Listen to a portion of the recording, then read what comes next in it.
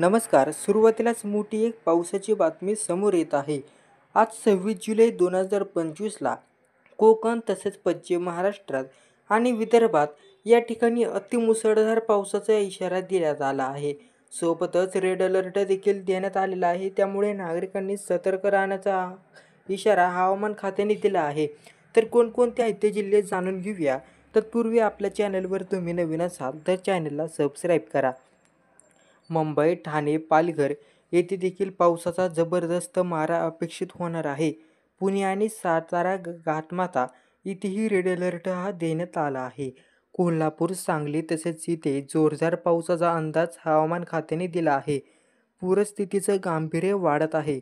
गोंदिया तसेच चंद्रपूर आणि विदर्भ येथे रेड अलर्ट हा जारी केला.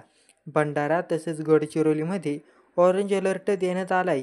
या भागात नद्या दुथडी भरून वाहण्याची देखील शक्यता आहे.